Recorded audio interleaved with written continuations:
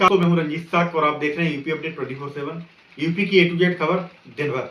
जैसा कि काफी दिनों से आप डिमांड कर रहे थे, बहुत सारे लोगों की कमेंट भी आ रही थी कि साक और कुशवाहा सैनी समाज जो एकता है उस पर एक वीडियो बनाइए।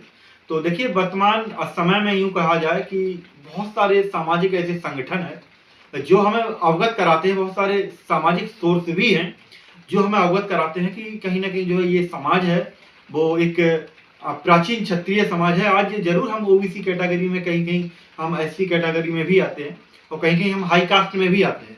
लेकिन ये जो वर्तमान सरकार है, जिस तरीके से ये जो एक एक्ट के तहत इन लोगों को जातियों में जरूर बांट दिया गया है, लेकिन इतिहास में अगर बात की जाए तो ये साक, कुमार, कुशवाहा और सैनी समाज एक क्षत्रिय जाति है जिसमें तथागत बुद्ध, जिसमें सम्राट अशोक, जिसमें महाराजा सूरसेन सैनी और भगवान राम का भी जन्म हुआ है। ये एक बहुत बड़ा विडंबना है। जैसे कि हमारे समाज में बहुत सारी कुरीतियों को लेकर भी अब आए दिन इस तरीके की खबरें आती रहती हैं। लेकिन मैं बता दूं आपको, जिस तरीके से एक किताब प्रकाशित हुई थी जिसमें सीधा सीधा बताया गया था सच्ची रामायण, जिस तरीके से जो किताब प्रकाशित हुई थी उसमें रामायण को काल्पनिक पात्र भी बताया गया था। तो इसलिए भी कहीं ना कहीं जो है कुशवाहा समाज भ्रमित हो जाता है। लेकिन मैं बता दूं आपको, जिस तरीके से अगर कड़ी से कड़ी मिलाकर देखा जाए तो अगर रियलिटी में अगर भगवान राम हुए हैं तो वो कहीं ना कहीं जो है साक और कुशवाहा सैनी समाज से ही जुड़े रहे हैं। हालांकि इस पर अभी भी अपवाद है। आज कई सालों बाद जिस तरीके से राम मंदिर तो बना, लेकिन वहां भी एविडेंस कहीं ना कहीं जो एक प्राचीन साकेत के रूप में सामने आए हैं, जो कहीं ना कहीं एक बौद्ध स्थल रहा है। जिस तरीके से आज हम लोग बहुत सारे देशों में, जब हमारे देश के प्रतिनिधि माननीय नरेंद्र मोदी जी जाते हैं, प्रधानमंत्री या राष्ट्रपति जी जाते हैं, तो वो भी बोलते हैं हम बुद्ध की धरती से आए हैं। तो कहीं ना कहीं हमारा देश भी बुद्ध की धरती के नाम से जाना जाता है। कहीं ना कहीं हमारा प्रदेश भी बौद्ध का पालना कहा जाता है। तो ये पूरी अपडेट हम आपको यूपी अपडेट 24/7 के माध्यम से साक और कुशवाहा सैनी एकता के बारे में बता रहे हैं, जिसमें मैं आज बताने वाला हूं कि ये कहीं ना कहीं एक क्षत्रिय समाज रहा है, लेकिन आज हम एक खेतिहारी मजदूर बन के रह गए हैं। उसका कहीं ना कहीं एक ही कारण हो सकता है, जो है अशिक्षा।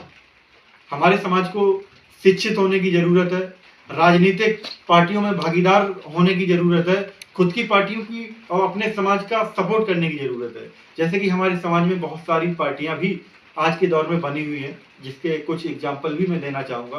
जैसे अपनी जनता पार्टी स्वयं प्रसाद मौर्य की, उसी तरीके से महान दल केशव देव मौर्य की, और उसके साथ ही साथ बाबू सिंह कुशवाहा की जो पार्टी है। ऐसी बहुत सारी छोटी मोटी पार्टियां भी आज हमारे प्रदेश के अंदर या देश के अंदर कार्यरत हैं, जो कहीं ना कहीं वो समाज को एकजुट करने के साथ ही अपने हित के लिए भी बात करती हैं। लेकिन मैं कहना चाहूँगा, आप लोग भी कहीं ना कहीं एक अच्छी और राजनीतिक पार्टी से जुड़िए जो आपके भविष्य को आगे लेकर जाए। आप सभी से मैं अपील करता हूं कि अगर आप अपने हक और अधिकार चाहते हैं तो आपको कहीं ना कहीं जो है किसी सामाजिक पार्टी से जुड़ना ही होगा। आपको अपने हक और अधिकारों के लिए शिक्षा को ग्रहण करना ही होगा, क्योंकि बाबा साहब भीमराव अम्बेडकर ने कहा था, शिक्षा वह सैनिक का दूध है जो पिएगा वो दहाड़ेगा। तो आपको भी शिक्षित होने की जरूरत है। आज हमारा समाज जिस तरीके से नशे का आदी हो गया है, आपको नशा को त्यागना होगा। अपने बच्चों को, अपने भविष्य को एक नई ऊंचाई, नई पहचान देनी होगी और अपने पूर्वजों का सम्मान करना होगा। तभी हम आज एक, जिस तरीके से हम एग्जाम्पल ले सकते हैं अन्य लोगों से, मुट्ठी भर लोग आज हमारे ऊपर राज कर रहे हैं, उसका सिर्फ एक ही कारण है, उनके अंदर एकता है और हमारे समाज के अंदर एकता की कमी है। आप लोग शिक्षित बनिए, जो धर्म आपको नीच ठहराए उस धर्म को त्याग दीजिए, और जो धर्म आपको शिक्षित होने के लिए प्रेरित करे, जो धर्म आपको एकजुट होने के लिए प्रेरित करे, जो धर्म आपको अंधविश्वास मुक्त बनाए, ऐसे धर्म को ग्रहण करिए और समाज को एकजुट करिए। बाकी आप अपनी राय हमें कमेंट में जरूर बताएं। नमो बुद्धाय, जय सम्राट, जय संविधान, जय भारत।